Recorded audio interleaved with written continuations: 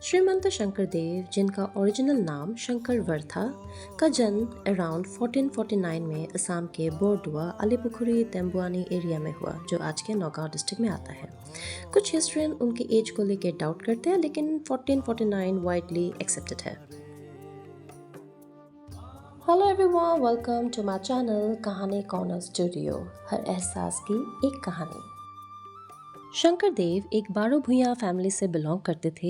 ये लोग असम के इंडिपेंडेंट लैंडलॉर्ड्स यानी कि जमींदार टाइप चीफ थे। उनके पिता का नाम था कुसुम्बर भूया और माताजी का नाम था सत्या संध्या देवी। उनकी फैमिली शक्ति ट्रेडिशन फॉलो करती थी, यानी कि उनकी फैमिली में देवी वर्कशिप हुआ करता था।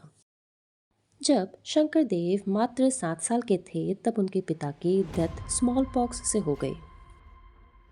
कुछ सोर्सेस के मुताबिक उनके पैदा होने के 3 दिन बाद ही उनकी माताजी का भी देहांत हो गया था, यानी कि बहुत ही छोटी सी उम्र में वे अनाथ हो गए थे।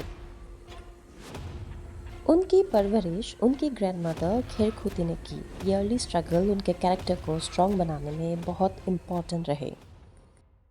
शंकरदेव ने 12 साल की एज में स्कूल ज्वाइन किया। ये स्कूल था एक traditional toll Gurukul type system, जिसे चलाते थे महेंद्र कंडली, और यहाँ से उनकी जीनियस शाइन करने लगी। मात्र 12 साल की उम्र में उन्होंने अपनी पहली पोएम लिखी, जिसका नाम था कौरतनो कमलो। ये कविता बड़ा ही खास है, क्योंकि इसमें अ अक्षर को छोड़ के एक भी स्वरवर्ण का इस्तेमाल नहीं हुआ। सिर्फ कॉन्सोनेंट को जोड़कर ये पूरी की पूरी पोएम बनाई गई, और ये पोएम डेडिकेटेड था लॉर्ड कृष्ण को। इससे पता चलता है कि उनका टैलेंट नेचुरल और एक्स्ट्राऑर्डिनरी था। अपने टीनेज ईयर्स तक वो टोल में ही रहे। उन्होंने grammar, Indian scriptures, spiritual knowledge सब डीपली स्टडी किया। उन्होंने योगा प्रैक्टिस भी किया था, जो बाद में वे छोड़ दिए।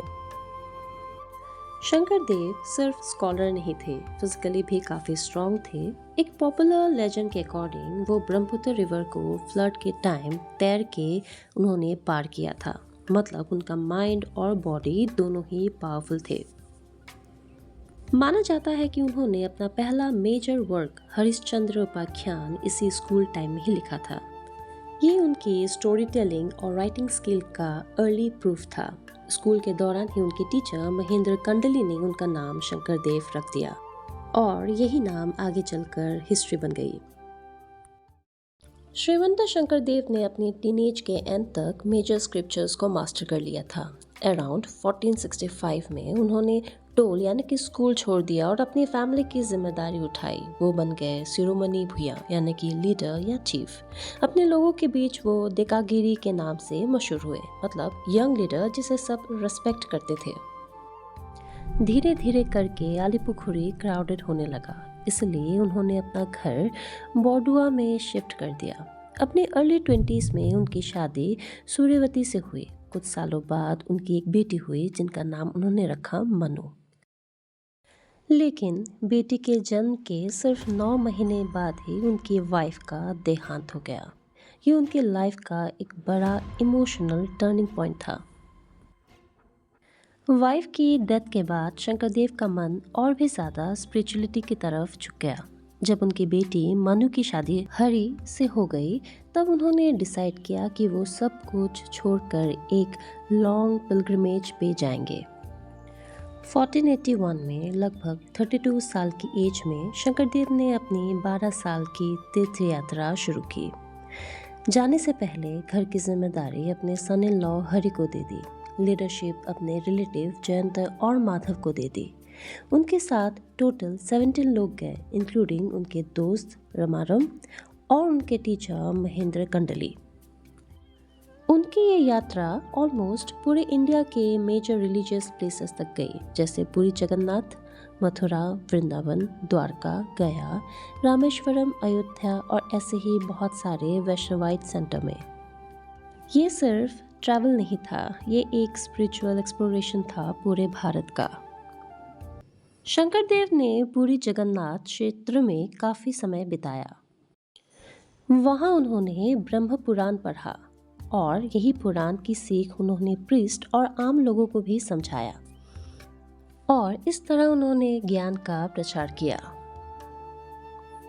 1488 में बद्रिकाश्रम में उन्होंने अपना पहला बॉर्गेट कंपोज किया, जिसका शीर्षक था मन मेरी राम चरनाही लागू। ये व्रजावली लैंग्वेज में था। बॉर्गेट की बहुत बड़ी सिग्निफिकेंस है क्योंकि ये पहले और सबसे इम्पॉर्टेंट डिवोशनल सॉन्ग्स होते हैं जो एक शरण धर्म के खत्रोस और नामघर में प्रेयर सर्विस शुरू करने के लिए यूज़ किया जाता है। प्रेयर सर्विसेज की शुरुआत हमेशा बॉर्गेट से ही होती है। ये गीत भक्ति से भरा होता है और स्पिरिचुअल माहौल बनाता है। इनका इस्तेमाल खासतौर पे शाम के रिलीजियस इंस्टीट्यूशन जैसे कि खत्रो और नामघर में किया जाता है। जब शंकर देव अपनी 12 साल की तीर्थ यात्रा के बाद वापस असम आए, तब वो पहले जैसे नहीं रहे थे। ये रिटर्न सिर्फ घर लौटना नहीं था, ये एक मिशन के साथ वापसी थी। अपनी यात्रा के दौरान शंकरदेव ने पूरे भारत में चल रहे भक्ति मूवमेंट को देखा और समझा। उन्होंने रियलाइज़ किया कि लोगों को एक सिंपल और डायरेक्ट भक्ति का रास्ता चाहिए। रिचुअल और कास्ट सिस्टम लोगों को डिवाइड कर रहे हैं। इसलिए वापस आकर उन्होंने डिसाइड किया कि मैं असम में एक ऐसा धर्म फैलाऊंगा जो सबके लिए हो। वापस आने के बाद उन्होंने अपनी एक्टिविटीज़ अलीपुखुरी और बॉर्डोआ में स्टार्ट किया। यहाँ उन्होंने ग्रेजुअली अपना स्पिरिचुअल सिस्टम बिल्ड किया और ये जगह उनके मूवमेंट का फाउंडेशन सेंटर बन गई। वापस आने के बाद शंकर देव ने एक्टिवली प्रीच करना स्टार्ट किया कि एक ही भगवान पर हमें फोकस करना चाहिए, दैट इज़ लॉर्ड कृष्णा।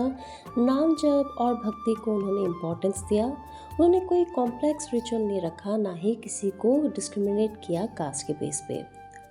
ये मूवमेंट प्रसिद्ध हुआ एक चरण नाम धर्म से। उनका एक सिंपल मैसेज था, दैट इज़ भगवान का नाम लो, दिल से भक्ति करो, सब बराबर है। धीरे धीरे लोग उनकी टीचिंग से अट्रैक्ट होने लगे। डिफरेंट बैकग्राउंड से लोग उन्हें फॉलो करने लगे।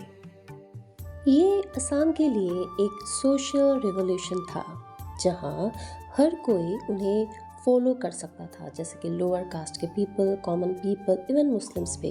उन्होंने सबको एक्सेप्ट किया। शंकर देव ने समझा कि सिर्फ प्रवचन से लोग नहीं जुड़ेंगे, इसलिए उन्होंने यूज़ किया बॉर्गेट, जो डिवोशनल सॉन्ग्स था, अंकिया नाट यानी कि रिलीजियस प्ले एंड खत्रिया डांस। लोग सीखते भी थे और एंजॉय भी करते थे। भक्ति प्लस एंटरटेनमेंट का एक पावरफुल इम्पैक्ट पड़ा लोगों में। रिटर्न के बाद उन्होंने इस्टेब्लिश किया नामघर, जो एक कम्युनिटी प्रेयर हॉल है, और खत्रो, जो एक स्पिरिचुअल लर्निंग सेंटर है। शंकर देव ने असम में मास्क मेकिंग ट्रेडिशन भी स्टार्ट किया, जिसे हम लोग कहते हैं मुखा इन असम।